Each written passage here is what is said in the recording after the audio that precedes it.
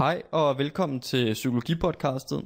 Mit navn det er Tobias Storm, og jeg er mindst det at blive optaget 29 år og er i gang med at studere psykologi på Aarhus Universitet. Et af de områder, som der interesserer mig meget ved psykologi, og som jeg gerne vil undersøge her i podcastet, det er, hvordan hjernen fungerer, og hvordan man kan gøre sin hjerne til et bedre sted at leve i. Og det planlægger jeg at undersøge ved at interviewe en række forskellige personer, som jeg mener har noget interessant at byde ind med i forhold til det.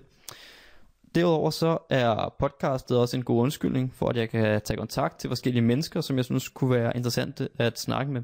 Og det første interview, som I kan høre lige her om lidt, det er et interview, som jeg har lavet sammen med Peter Wang, som er en dygtig musiker og gammel gymnasieven fra Birkerød, hvor at vi begge to er vokset op.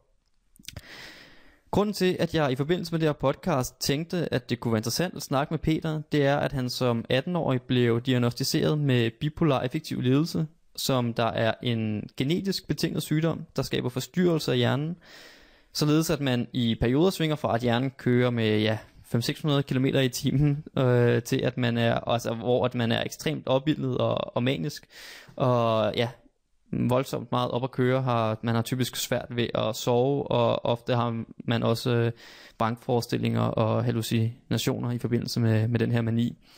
Og den modsatte pol af lidelsen, jamen det er, at man bliver meget, meget nedtrykt og typisk meget deprimeret. Tidligere så kaldte man folk med lidelsen for maniodepressive, men den har nu fået den her nye betegnelse som bipolar affektiv lidelse, som sagt. Den her lidelse, den rammer cirka 1-3% af befolkningen i løbet af deres levetid, så det er altså en relativt hyppig lidelse, men samtidig så er den ligesom de fleste andre psykiatriske lidelser forbundet med meget tabu. Og Peter han er med til at bryde det her tabu ved at han i sin musik blandt andet åbner op for de kampe han har haft med sin bipolaritet, hvilket jeg synes er rigtig cool og spændende at få et indblik i. Og ja, det er også det, som der er udgangspunktet for det interview, jeg har lavet med ham. Jeg synes personligt, at vi lever i en tid, hvor der er rigtig meget fokus på primært at fremhæve sådan de mest shiny aspekter af tilværelsen. Og det synes jeg på mange punkter kan være lidt problematisk i hvert fald. Så derfor synes jeg, at det var rigtig fedt, at Peter havde lyst til at komme forbi og fortælle sin historie og dele ud af en sårbar side af sig selv. Det synes jeg ikke, man ser så ofte sådan i den kultur vi befinder os i. Så jeg glæder mig til at afspille interviewet for jer lige om lidt. Men først så vil jeg kort også lige fortælle om de næste interviews jeg kommer til at lave her i podcastet. Og det næste interview som jeg kommer til at lave her om et par uger, det vil være med Mette Bratland, som der er psykolog. Og med hende skal jeg snakke om en efter min mening meget velskrevet og interessant artikel, som hun har skrevet i Information om bagsiden af medaljen ved sociale medier. Derefter har jeg et interview aftalt, som jeg skal lave med Lotte Blikker Mørk, og hun er præst på Rigshospitalet og forfatter til en af de bedste bøger, som jeg har læst her det seneste års tid, som der hedder På en måde skal vi dø, med undertitlen Fortællinger om livet. Men det vil jeg vende tilbage til i en senere episode, når de her interviews kommer op. Som man kan høre om lidt i interviewet, så starter Peter og jeg med at snakke om nogle af de manier, som han har haft i forbindelse med sin bipolaritet. Som Peter også selv er inde på, så er det cirka 10 år siden, at han har oplevet en mani, så han kan derfor nu godt grine af nogle af de situationer, som han har været igennem. Men som han også fortæller, så er det en meget alvorlig sygdom. Så ja, det er altså vigtigt at understrege, at selvom Peter og jeg som gamle gymnasievenner godt kan grine lidt af nogle af de absurde situationer, som er opstået i forbindelse med hans manier, så er bipolar affektiv lidelse en meget farlig sygdom, som kan være og ofte er forbundet med store personlige konsekvenser. Så med den her lidt længere intro om, hvad podcastet går ud på i store træk, så er det hermed blevet tid til at springe til interviewet med Peter. Og ja, jeg håber sådan set bare, at I vil finde samtalen med Peter lige så interessant, som jeg synes den var. Hej Peter, velkommen til. Vi har lige siddet og snakket lidt om, hvad vi skal snakke om, og så blev vi afbrudt af, at min kærestes telefon ringede, så nu prøver vi lige at starte forfra. Det gør vi bare. Men fedt, at du vil være med her i mit første podcast, psykologipodcastet, som jeg kommer til at kalde det. Ja, tillykke med det. Tak. Jeg sidder her med nogle nyindkøbte mikrofoner, som virker til at fungere meget godt. Ja. Og noget af det, som jeg synes kunne være sindssygt spændende at snakke med dig om, det er jo din musik, det er din bipolaritet, og det er sådan hele din vej til at være nået dertil, hvor du er i dag nu, med det du går og laver, og din ærlighed, og der er en masse sådan også tabu forbundet med, sådan, som du bryder på mange punkter, synes jeg, og som jeg synes er sindssygt spændende, og jeg synes, at ærligheden i din musik, for mig, gør den vildt interessant at lytte til, og det var egentlig grunden til, at du var faktisk en af de første, som jeg tænkte på, at jeg godt kunne tænke mig at interviewe. Jeg har faktisk tænkt på det i lang tid. Jeg har haft idéen til det her podcast i lang tid. Ja. Og du har hele tiden været en af dem, hvor jeg tænkte, at det kunne være mega spændende at snakke med dig. Det her med at fortælle relativt åbent om de kampe, du har haft i form af din bipolare affektive lidelse, som man vist nok kalder det, hvis jeg har forstået det helt rigtigt. Yes. Det synes jeg er spændende. Kan du ikke egentlig for at starte et lidt nyt sted her, end vi gjorde i vores første lille testintro lige før, så kom ind på, hvornår var det egentlig, at du at sygdommen brød ud, hvis man skulle sige det? Jamen, det gjorde den faktisk allerede, da jeg var 14 år gammel. Når jeg kigger tilbage. Og det gjorde den ved, at jeg tror, jeg gik i 8. klasse der på det tidspunkt. Og det startede simpelthen bare med, at jeg ikke kunne sove. Altså, kunne slet ikke sove overhovedet. Og det var en aften, hvor jeg har haft nogle venner på besøg. På det tidspunkt havde jeg både min søster stadig hjemme, så jeg boede ovenpå. Der havde jeg haft nogle venner på besøg, og vi havde hygget os. Og så kan jeg bare huske, så den nat der kunne jeg ikke sove. Og det var bare meget mærkeligt. Altså, det havde jeg aldrig prøvet før, at ligge en hel nat og bare ikke kunne sove. Ja. Og så udviklede det sig bare til, at jeg stadigvæk ikke kunne sove, og blev sådan mere og mere sådan zombie-agtig på en eller anden måde, og var slet ikke den samme, som jeg altid havde været. Altså, jeg har altid været den der glade fodbolddreng med en masse energi, og lidt den sjove, der lavede ballader og sådan nogle ting. Og der var jeg så fuldstændig det modsatte af det. Altså, og det var også det, der var mærkeligt. Folk kunne ikke forstå, når jeg kom i skole der ugen efter, at jeg var fuldstændig det modsatte af, hvad jeg plejede at være. Ja. Ja, vi var vokset op i samme by, så vi har ikke været nærmeste venner på noget tidspunkt, men vi har gået på samme gymnasie, vi har begge to vokset op i Birkerød, så jeg kender dig lidt også som den der glade fodbolddreng, der egentlig var sindssygt vældigt af meget stor, altså af rigtig mange af de fælles venner, som der var i vores omgangskreds. Og jeg havde fået det indtryk, at det først var i gymnasietiden, at der opstod, at det her opstod. Men altså, der er jo også, det veksler meget. Det er heller ikke fordi, at som vi også snakkede om, før vi begyndte at optage her, at din sygdom jo er hele din identitet overhovedet. Det er en del, som der kommer og går, forestiller jeg mig. Men det er noget af det, som jeg også synes er spændende at høre om, og spændende, at du har lyst til at sådan beskrive og fortælle om, både her og i særdeleshed i din musik, netop fordi, at det er jo ikke noget, som folk snakker særlig meget om, men det er jo også bare, synes jeg, i en tid, hvor at der er rigtig meget selvpromovering i form af kun at vise de allermest positive sider af livet på diverse sociale medier og generelt. Ja. Men altså, da du er 14 år, og du så ikke kan sove, hvad sker der så efterfølgende? Så har du så sådan lidt... hvad sker der i skole? Hvad der sker hvad? Ja, jamen altså, hvad sker der efterfølgende? Var det lige noget tid? Eller? Jamen, og hvad udløste det? Kom det bare fra den ene dag til den anden? Ja, det kom bare fra den ene dag til den anden, og hvor jeg så bare havde det enormt dårligt, og det var også meget sådan noget med, at jeg blev meget selvkritisk, og blev egentlig, fik ikke lyst, mistede lysten. Sådan er det generelt. med depressioner, når man får en depression. Så mister man, det gør jeg i hvert fald, det er ret generelt, at man mister lysten til alt faktisk, hvad man førhen synes var fedt. Og det gjorde jeg også der. Altså, jeg fik slet ikke lyst til at tage i skole, jeg fik ikke lyst til at tage til fodbold, og man blev sådan lidt presset til det, ikke? Alligevel, fordi at hvad søren er der galt med en 14-årig dreng? Men altså, det gik så væk efter en uge til 2 uger, og så var jeg fuldstændig den samme igen. Og det her, det gentager sig som 2-3 gange om året i 8. og 9. klasse, også fremover. Fra senere hen bliver det så værre, ikke?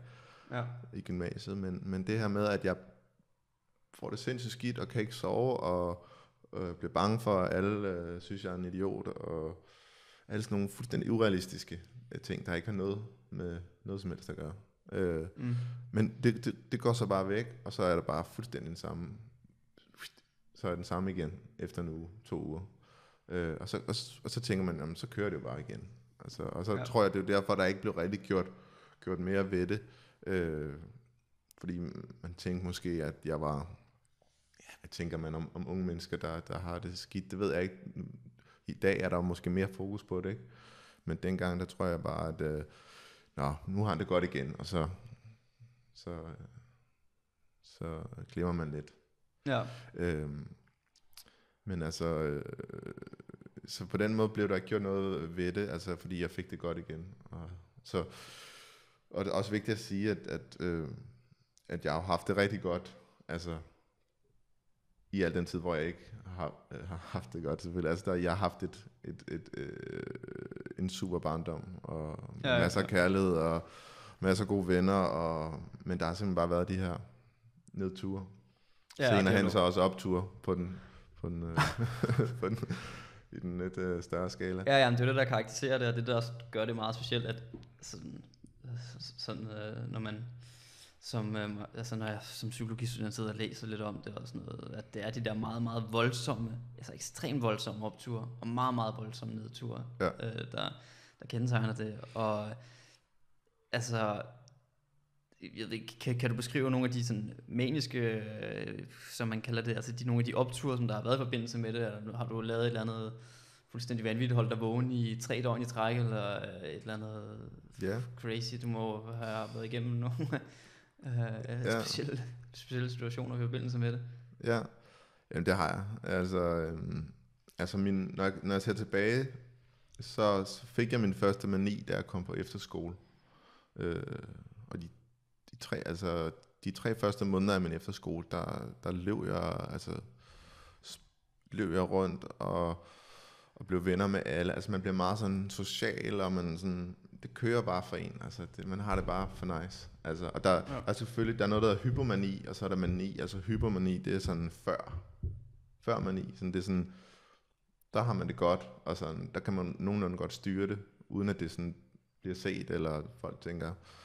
Men her var det sådan måske lige mellem hypomani, hvor det gik lidt over i mani, hvor det endte med, at jeg lå nogle gange om natten og kunne ikke sove, og skrev digte i min kasket, som bare, når man så kigger på det senere, han bare slet ikke gav en skid mening. Altså, det var bare sådan noget.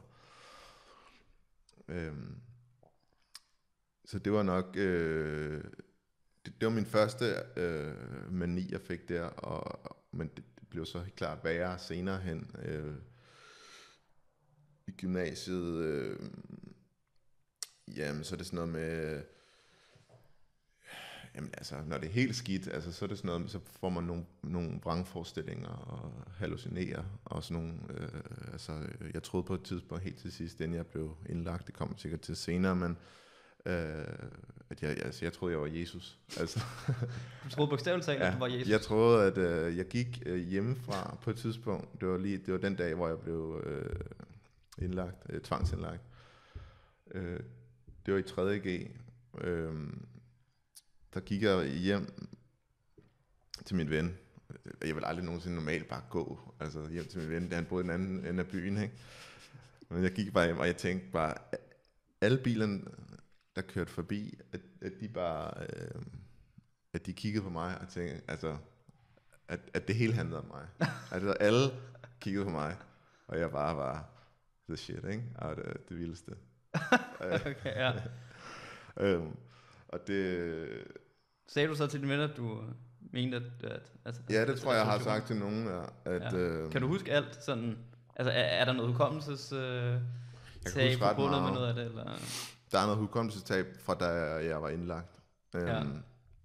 Men altså, det der kendetegner mani er jo også noget, at man jeg kan faktisk huske, jeg ved ikke om du kan huske det, men jeg snakkede også med dig. Kan du huske, at vi snakkede sammen en gang? Jeg havde en masse idéer. Jeg kan godt huske, ja, det kan jeg faktisk godt huske. Det er faktisk nu, du bringer op, kan jeg godt huske det. Kan du huske det? Sindssygt mange idéer. Jeg har altid lavet alle mulige forskellige projekter, så jeg tror måske, det er det, der gjorde, at du blandt andet snakkede med mig. Jeg ringede til dig, og jeg havde en eller anden idé. Jeg kan ikke huske, hvad det var. Jeg ved ikke, om du kan huske det.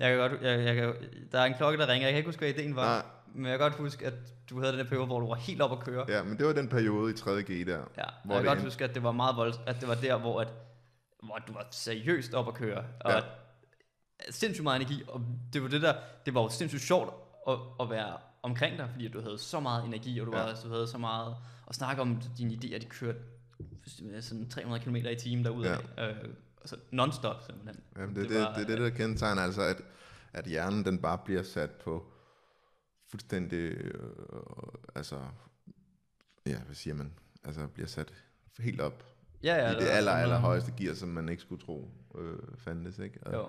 Ja, man kan også måle det, når man laver sådan nogle hjernemålinger, har jeg læst om, og set nogle videoer på YouTube og så videre, at hvordan at hjernecellerne, de begynder at opføre sig altså fuldstændig anderledes, end man ser i normale tilstande. Ja.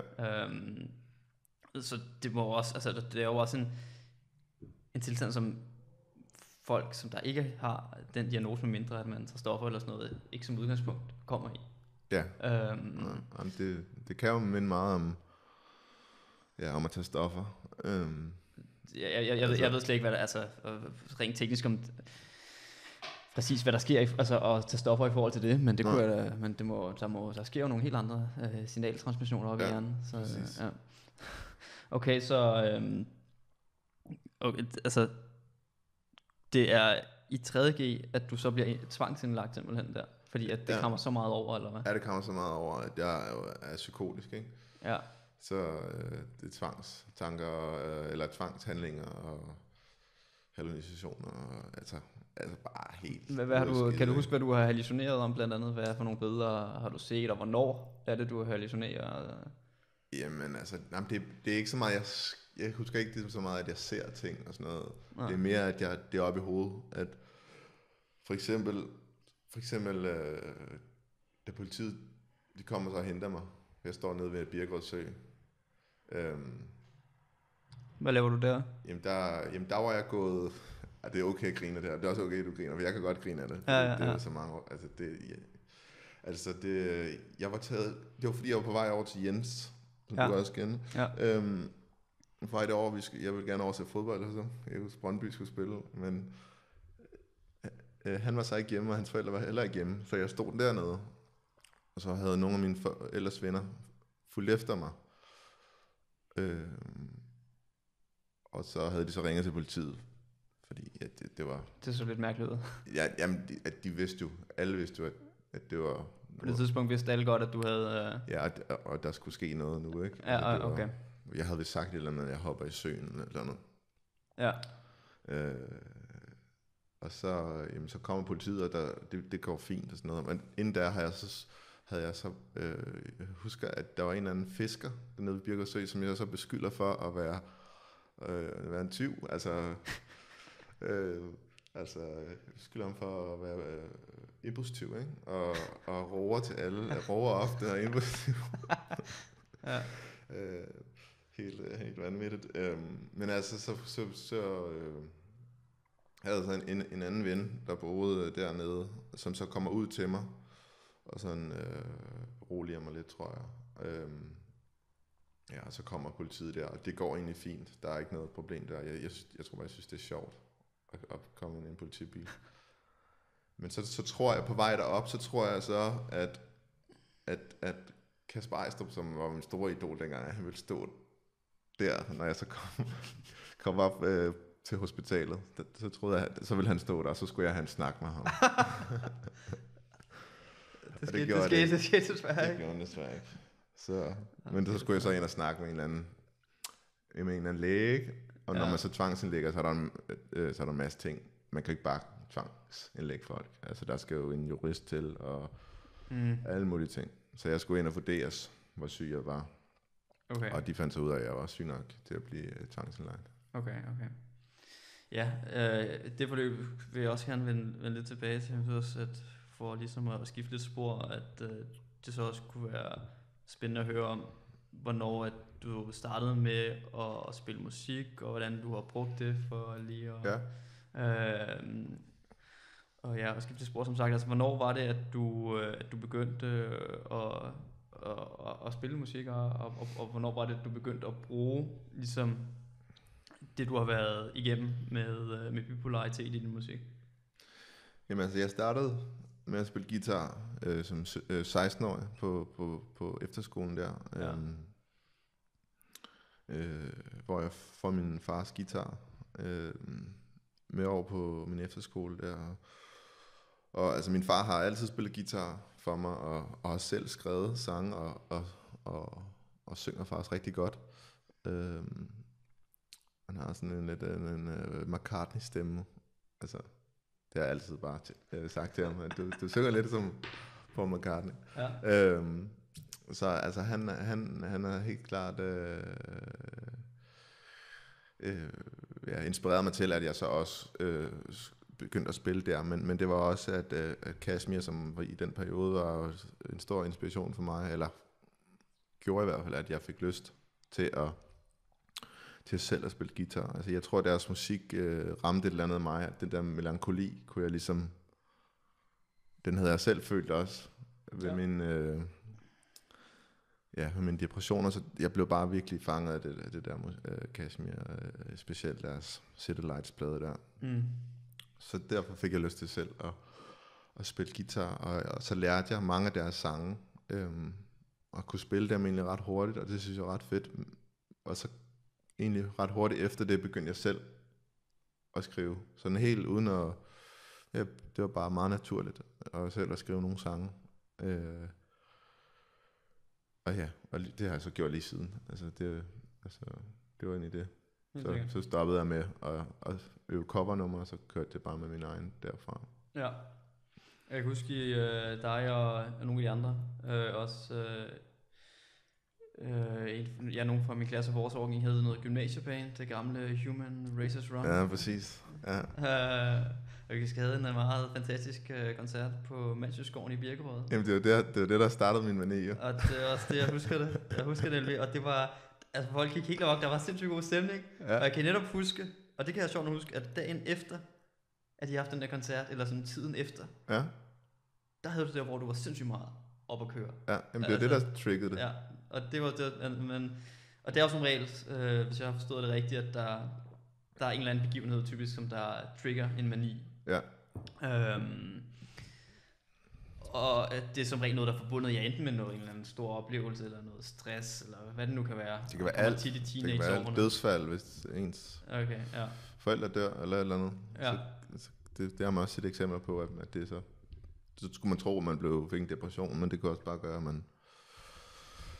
Ja, det kan være mange ting, der trigger i hvert fald, men her var det i hvert fald en koncert, vi har øvet rigtig meget på, altså 3.G, der lavede jeg ikke en skid i skolen, vel? Så der var det bare det der band der, og vi øvede bare hele tiden, og fik nok ikke så meget søvn, og så var det det der, det var det der sådan triggede det, helt klart. Og så stod vi der på scenen, og hvad var der? Ja, men det var helt gymnasiet, der stod og kiggede op på jer. Det var jeg gik ud til at smide med guitar meget. Ja, jeg gør det. Ja, det var sgu en stor koncert. Det var ikke nogen tvivl, men jeg kan godt forstå, at det har været en god trigger, fordi der var sgu gang i den. Ja. Okay, så hvad sker der dagen efter det, at jeg spillede den koncert? Vågner du så op, eller jeg ved ikke, om du fik sovet den nat, eller hvad der skete? Nej, så var vi på proppen i hvert fald, oppe i byen og drikke. Altså, og så... Jamen, jeg tror ikke, jeg sover så meget. Jeg tror bare, at det udvikler sig bare. Så kommer jeg jo i skole næste uge, Og ja, jeg kan bare huske, at jamen, altså, det går bare stærkt, og en masse idéer, og jeg kan huske, at jeg sidder til en dansk team på et tidspunkt, og sidder og tager viskelæder, og sådan laver det i små stykker, og så siger jeg et eller andet citat, eller noget, lige inden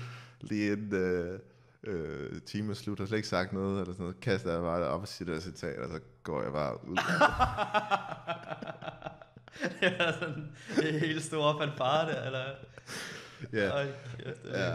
Ja, altså, der er mange, nu må jeg se tilbage på det, er det jo sjovt, ikke? Fordi at når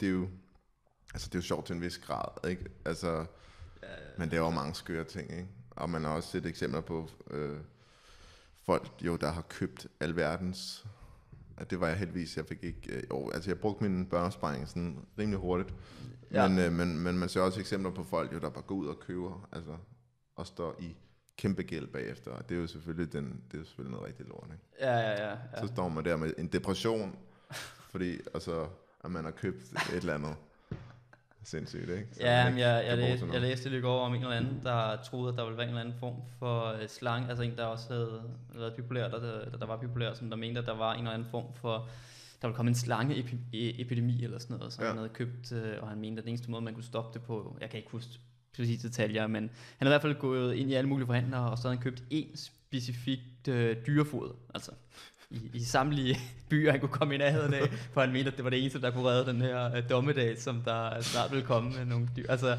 det er jo lidt i samme boldkæden. Det er så sandt. Grine lidt af det nogle gange. Ja, præcis. Altså, men ja, det er jo netop ikke...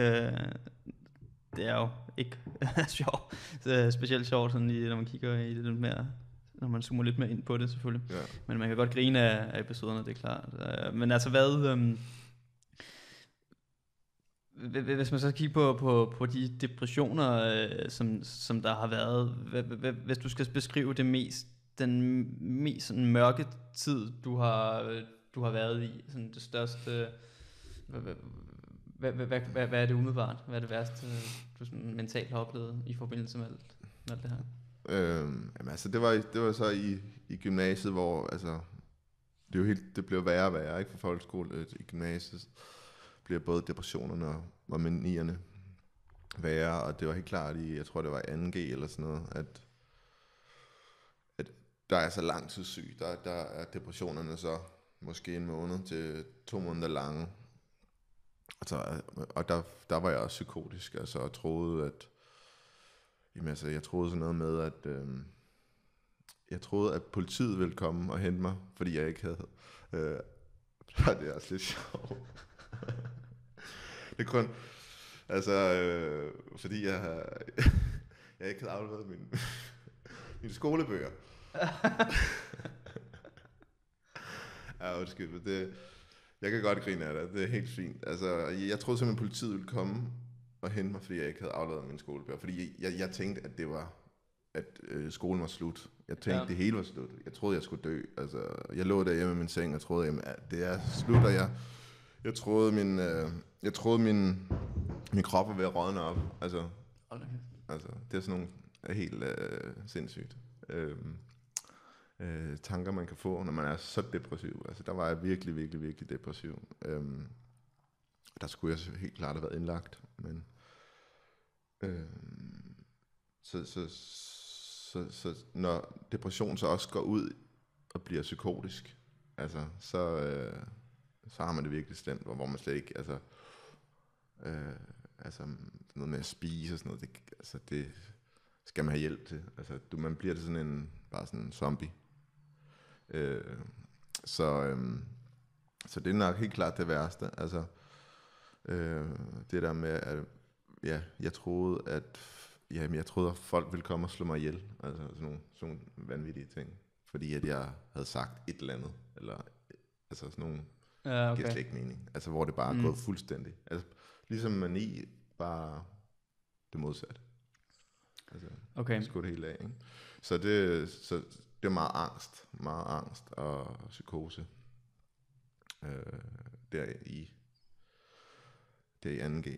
Hvordan er det så blevet sådan stabiliseret senere hen, og hvordan har du i dag? Der har været noget noget antidepressiv, som du vel tager og har taget og så videre, og har det stabiliseret det relativt hurtigt. Altså, ja, hvordan har du fået det til det punkt, hvor du er i dag, hvor jeg går ud fra, at det er langt mere stabilt, end det var dengang? Ja, altså jeg skal sige noget, jeg har ikke været syg siden jeg blev indlagt der. I 3.G? I 3.G 2006. Ja. Så jeg har jo været rask siden da. Selvfølgelig har der været nogle små op- og nedture, og også flere gange, hvor jeg har kunne mærke, at nu er der et eller andet på vej. Helt klart, specielt når det har været med at gøre mani. Har jeg kunne mærke den der, jeg har det fedt og sådan noget, men hvor jeg har kunne, det er det, jeg er blevet god til senere hen, det er med at kunne vide, at blive bevidst om, hvad der sker. Altså blive bevidst om sine symptomer og sig selv, og altså erkende, at man har en sygdom.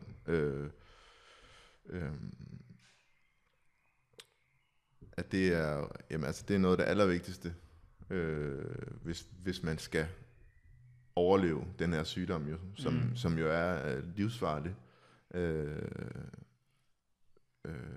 for mange, ikke? Og livsfarlig, det mener jeg med, at altså når man dør af kræft, altså det dør man af, men man dør også af, af psykisk sygdom, altså der begår man bare selvmord, og det er egentlig det samme, altså det er ikke, altså sådan ser jeg på det i hvert fald, at man dør også af psykisk sygdom, og det er jo så bare ved selvmord, ikke? Ja, det er meget mere usynligt, kan man sige. Ja. Der er ikke nogen, der kan se, at du hverken taber håret eller nej. fysisk. Og det er jo også det, der er svært at forstå for folk, når de... Altså, jeg skal ikke stå og forsvare, når folk hopper ud foran et tog, for det er jo noget mest forfærdeligt. Men man skal også vide, at dem, der gør det, de har det virkelig, virkelig skidt. Ja. Altså, og det er ikke, de gør det kun, fordi det er den eneste udvej. Føler de, når de står der, ikke? Men jeg kom lige ud af en tangent. Hvad var det, vi... Ja, det var det med, hvordan du ligesom... Hvad der har virket for dig i forhold til at blive rask og ikke have de her udbrud? Ja, jamen der er det helt klart været. Altså selvfølgelig har jeg fået noget antidepressiv i de perioder, hvor jeg har været depressiv. Men jeg ved ikke, at det er ikke noget, jeg har taget i længere perioder. Det er noget, jeg har taget, mens jeg har været syg, og så tror jeg har stoppet med det efterfølgende. Ja. Men jeg har, efter 3.G har jeg taget lithium, som jo er et stof, det er et salt, tror jeg, i det periodiske system, men man har også fundet ud af for mange år siden, at det kan gå ind og stabilisere, specielt folk, der er bipolare. Og det har jeg taget siden, altså det kom først rigtigt i gang med at tage de piller, lithiumpiller, der, efter jeg var blevet indlagt. Ja. Og de har vist sig at være altså sindssygt gode. Altså, man siger også, at for nogle er det mirakelmiddel at tage lithium, men for andre, der er nogen, der ikke kan tåle det. Altså, det kan være hårdt for leveren, men så er der nogen, der ikke kan tage det. Men det har vist sig at være virkelig et mirakelmiddel for mig, at tage de piller. Men som jeg sagde før, så handler det bestemt også om at blive bevidst om sin sygdom og sig selv, og kunne se de her advarselssignaler, som kommer. For eksempel, da jeg spillede på Roskilde Festival i 2015, altså der kunne jeg godt mærke, at jeg havde det fedt, altså efterfølgende også, sådan, det kører det her. Og jeg kunne også godt, men jeg tænkte også, jamen, jeg ved også godt, at det kan, hvis jeg fortsætter, hvis jeg så tager en Roskilde Festival efter det her, hvor jeg bare giver den fuld max, som jeg har gjort tidligere, da jeg var yngre, jamen så kan det godt gå galt. Så derfor, altså bare med at have den der tanke kommer i baghovedet, okay, jeg har det fedt nu, men skal jeg lige måske ikke lave 10 på tid, som jeg har kendt for at have lavet før, det der med at drikke 10 øl på en halv time, ikke? Og så stå og sejre med en champagne. Den skal jeg nok ikke lave mere. Nej, jeg tror, du har nogle flotte rekorder for det. Jeg har nogle, ja. Og det kan man også kun, hvis man lige har et ekstra gear.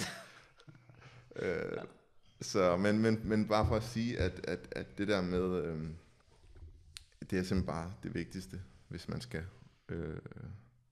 klare sådan en sygdom. Det er simpelthen bare, det er ikke bare, for det er meget svært for mange. Men ja, erkende og blive bevidst, og så handle efter det. Ja. Ellers kan man ikke klare det. Simpelthen. Så kan man ikke klare den sygdom ved at påstå. Hvad skete der egentlig sådan, hvis det var det der spor, ikke? Eller et lille loop, som der måske ikke blev lukket fuldstændig tydeligt. Men altså, det var i forhold til den der tvangsindlæggelse, du snakker med en læge og så videre, og du kommer ind der. Hvad sker der så rent praktisk i den situation? Kan du huske det? Ja, men jeg kan huske ret meget. Altså, jeg kan huske, at jeg bare farede rundt og lavede ballade-agtigt. Ja. Og blev venner med nogen. Blev venner med en grønlandsk fyr, som var... Ja, han var så på den... Det var sådan en lukket afdeling. Han var på den lukkede, fordi han havde en behandlingsdom eller andet. Men så vi bestilte pizzaer sammen, ikke? Og, altså sådan noget, man lavede alle mulige skøre ting og snakkede med alle, du ved. Så i starten af indlæggelsen var jeg stadig meget manisk, og jeg fik... Man får en masse medicin, altså en masse bunke medicin, når man er så syg, som jeg var der, for at få en ned, ikke? Som bare noget, der kan slå en ud fuldstændig. Så man skulle helst bare ligge i et mørkekammer og sove i 2 uger. Det ville være det mest optimale, ikke? Når man er manisk, så skal man altså få indtryk så overhovedet muligt. Okay.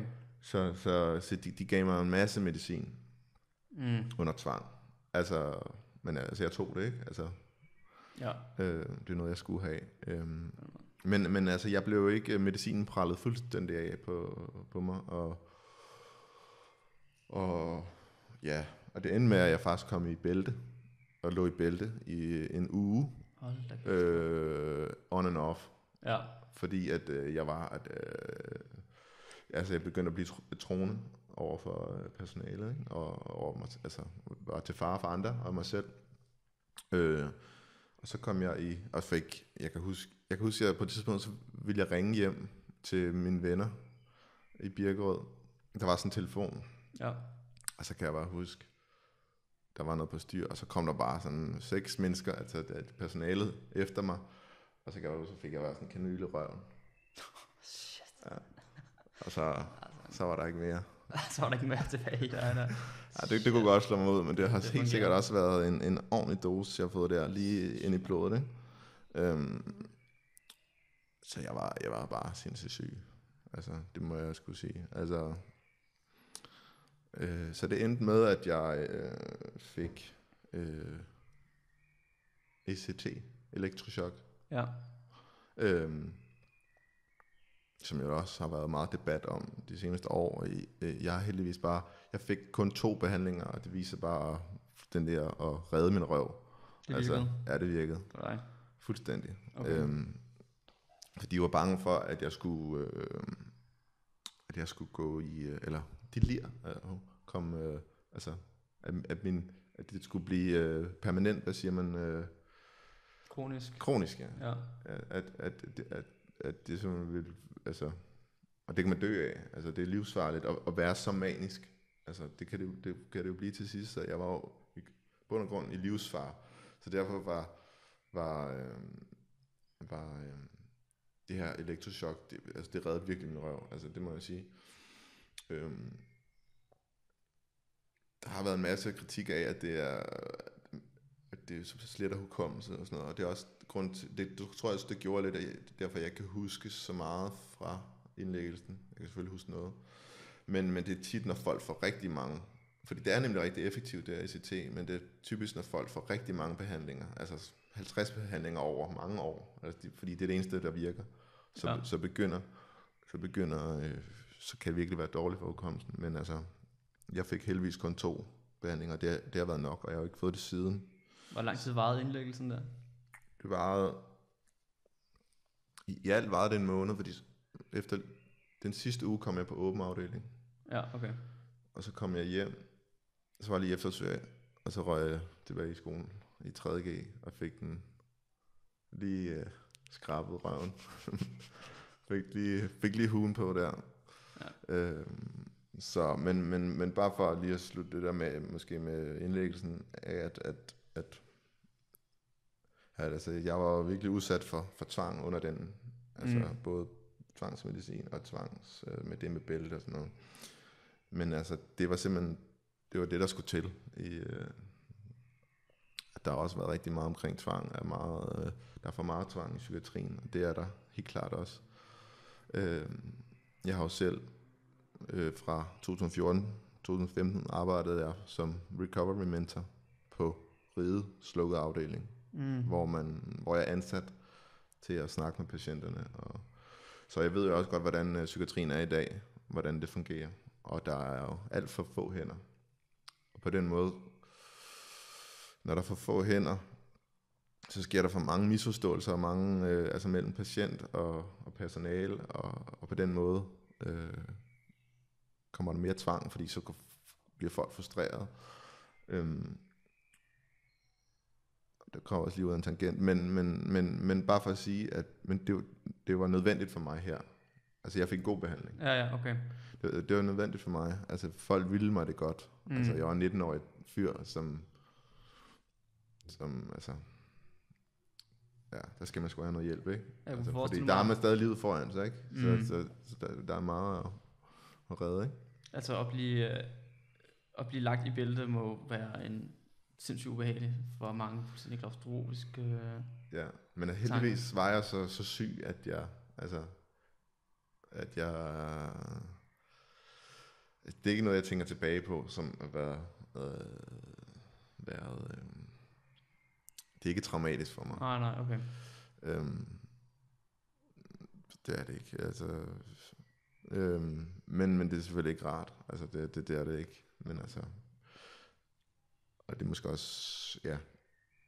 Altså det er jo sådan noget med, så skal du pisse i en kolbe og sådan noget. Altså, og mens der er en eller anden, der sidder og ser på, ikke? Der skal være en eller anden vagt hele tiden.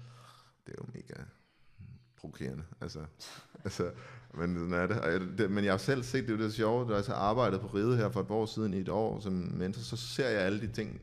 Det var bare mig for 10 år siden. Der har jeg jo set alle, altså, jeg har jo set mange, der har ligget i bælte. Så det var lidt specielt at se den der, at være på den, på den anden side. Ja. Men bare for at sige, det der med tvang, at det var nødvendigt for mig, og jeg er glad for, at de gjorde det. Der skal bare flere hænder. I dag, altså, der mangler hænder, og det som politikerne selvfølgelig, ja, de er det åbenbart ikke råd til. Og det gælder jo hele hospitalsbranchen, hvad man siger. Ja.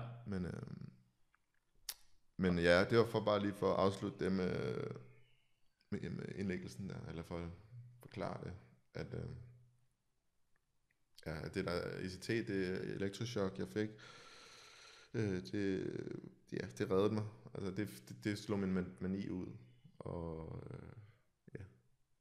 cool. Og gjorde, at jeg så kunne vende tilbage til 3.G, og så lige klare det, ikke? Ja.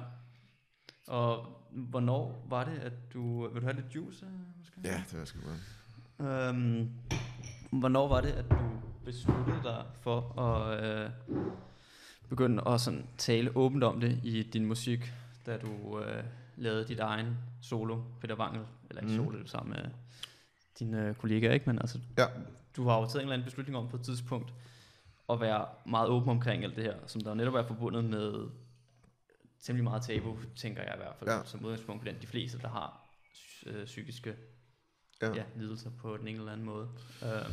For det har jo også krævet et eller andet, tænker jeg i hvert fald. Jeg synes i hvert fald, at det er ret modigt, eller meget modigt at skrive og fortælle om det. Også bare det, at du sidder her nu og fortæller om det. Fordi at det er der ikke særlig mange, som jeg oplever, at der gør. Så hvad tænkte du, og hvornår var det, at du begyndte at bruge det som materiale på en eller anden måde, eller hvad man skal kalde det? til musik? altså, jeg har jo spillet musik siden jeg var 16-17 år, og så har jeg jo bare øvet mig og skrevet en masse sange. Altså, bare blevet bedre. Og så mødte jeg min makker, Kasper, i 2013, og der begyndte jeg at blive mere, altså, seriøst, ikke? Og fik en, vi indspillede, altså han var producer, så vi fik... Hvor mødte du ham henne? Jamen, jeg mødte ham faktisk på Midtfyns Festival i 2003. Ja. Lige inden jeg skulle på efterskole.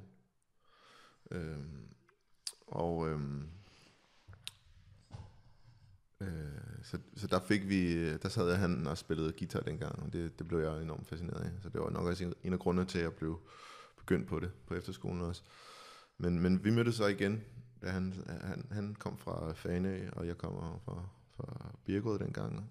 Og så mødtes vi bare igen i København, og så var jeg ligesom blevet så god nok til, at han kunne godt se noget af mig. Ja. Så vi begyndte at spille der seriøst, og ja, og så går det jo, kommer vi til Korea på en eller anden sjov måde. Det gider jeg ikke forklare her, men vi kommer til Korea, og så da vi kommer hjem, så får vi en pladekontrakt og bliver P3 som goalie, og så udsender den her EP.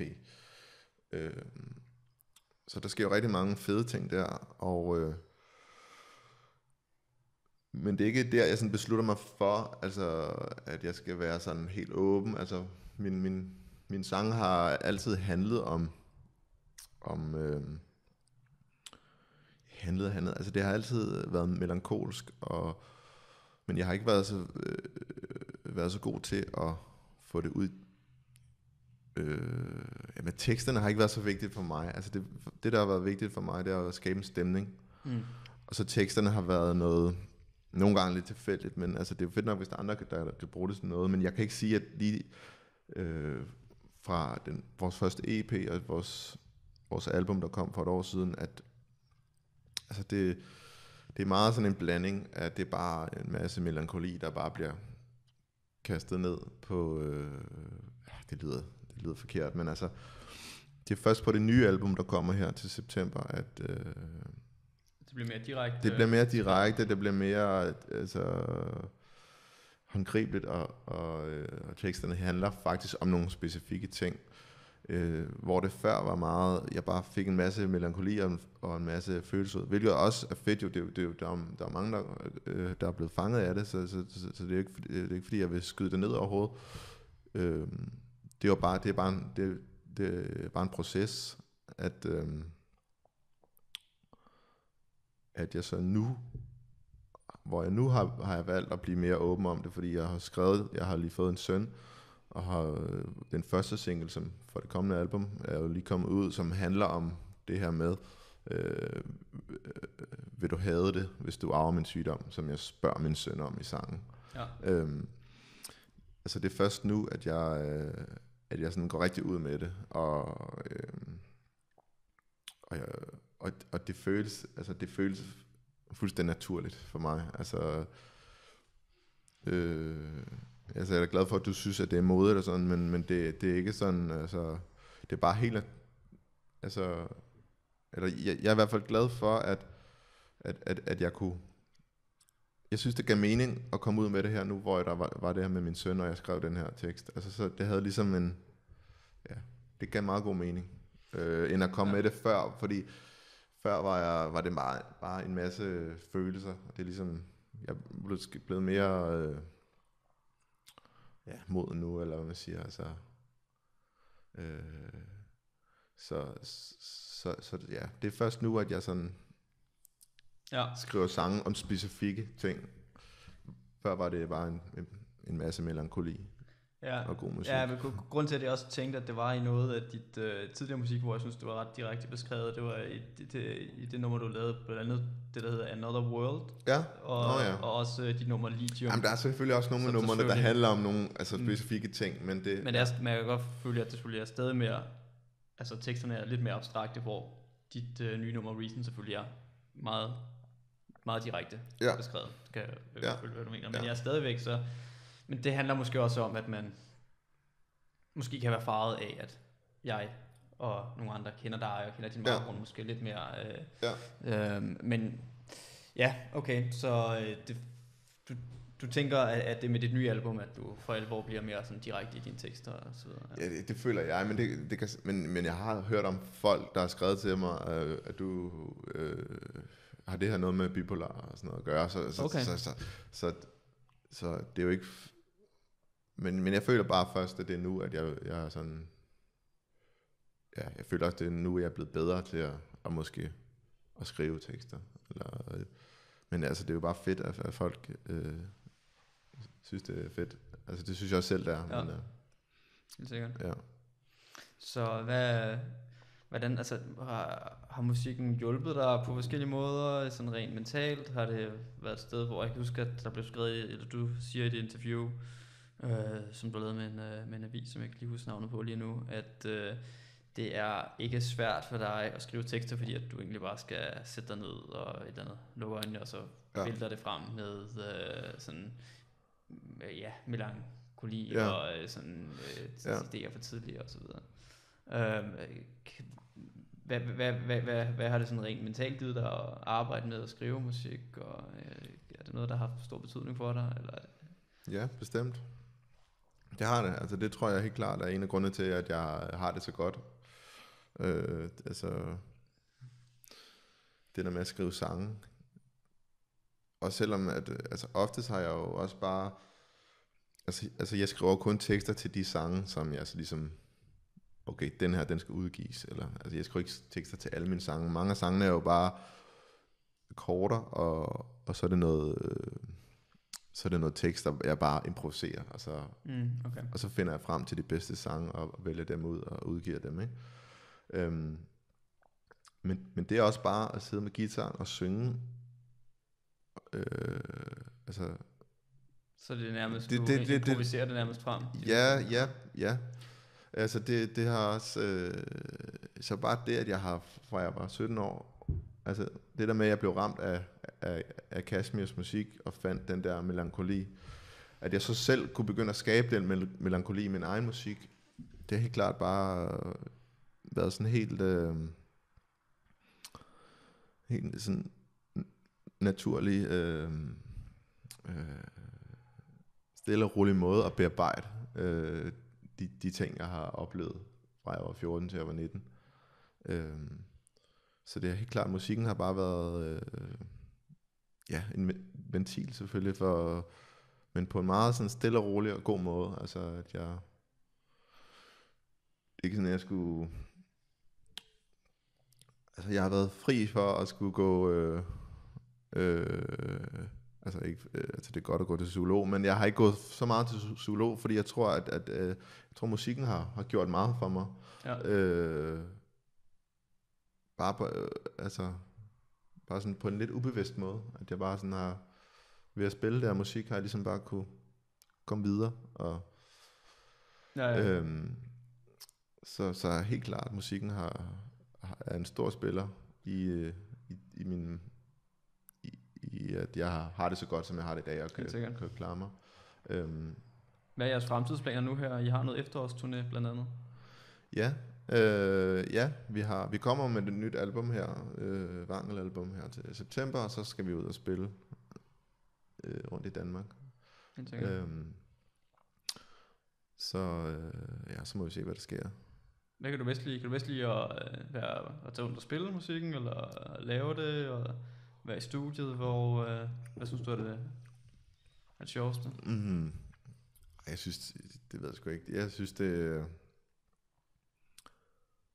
altså når man står der i Vega og spiller for helt fyldt Vega, så er det fandme sjovt. Ja. Så, men jeg kan virkelig også godt lide at sidde derhjemme og bare skrive sange og gå i studiet. Er der nogen særlige af dine tekster og sange, som du bedst selv kan lide? Har du nogen favorit? Jeg er rigtig stolt af det nye Reason-nummer her. Der synes jeg, det er jeg rigtig glad for. Ja. Og meget flot optaget også. Videoen der. Musikvideo. Ja, den er også rigtig glad for. Ja. det er jeg rigtig stolt af. Hvad kan du godt lide ved den? Altså, siden at det er den, du nævner nu. Nå, fordi jeg synes, at den er ligesom, den baner vejen for albummet godt, og jeg er ligesom, jeg er kommet ud med det her, som jeg synes er ret relevant på en eller anden måde, og ja, jeg synes bare, det er tilfredsstillende, når det går op, altså man får lavet en fed video, og jeg var også heldig, jeg kom i Godmorgen Danmark og spille den, og også i det interview, at der ligesom, altså det baner en god vej for albummet, og ja. Helt sikkert. Hvor gammel er din søn, han er nu? Han er 2 måneder. 2 måneder? Ja. Er det hårdt arbejde? Ja, det er faktisk ikke, altså det er jo min kæreste, der har det hårdest, vil jeg sige. Ja, hun er meget på ham, ikke? Hun er på barsel, og altså jeg skal ikke gå rundt og sige, at det er hårdt. Men det er rigtig dejligt. Helt sikkert. Og ikke fordi jeg ikke laver noget, men altså det er jo min kæreste, der ligesom er, altså han sover, han skal ammes 1 til 2 gange om natten, og det foregår rimelig stille og roligt, og der kan jeg bare sove. Så det skal nok blive hårdt på noget tidspunkt. Helt sikkert. Men ja. Hvis sådan lige her til at snart at runde af på, fordi jeg synes, vi har været igennem mange af de interessante aspekter, jeg godt kunne tænke mig, eller var nysgerrig at høre omkring de historier, som skulle være spændende at høre dig fortælle. Så hvis du nu skulle gå et eller andet 5-10 år, eller lad os forestille os, at du skulle gå 10 år tilbage i tiden der, og give dig selv et par gode råd, hvad tror du så, du vil sige til dig selv for 10 års tid tilbage, da du var i slutningen af teenageårene? Altså der, hvor jeg var syg, allersygest, eller i det, dengang? Ja. Jamen, så jeg giver mig selv et godt råd. Altså,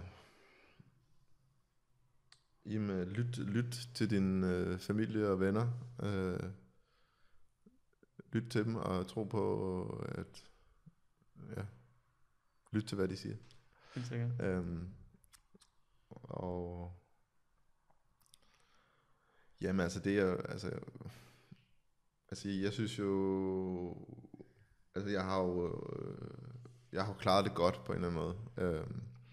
For det er jo ikke med hensyn til det her med sygdom, ikke? Altså det er jo ikke, det er jo fandme en svær sygdom, som jeg også har fundet ud af, da jeg var ansat som mentor på Riget. Altså det er fandme en tough sygdom, altså, og det er de andre også, andre psykiske sygdomme også.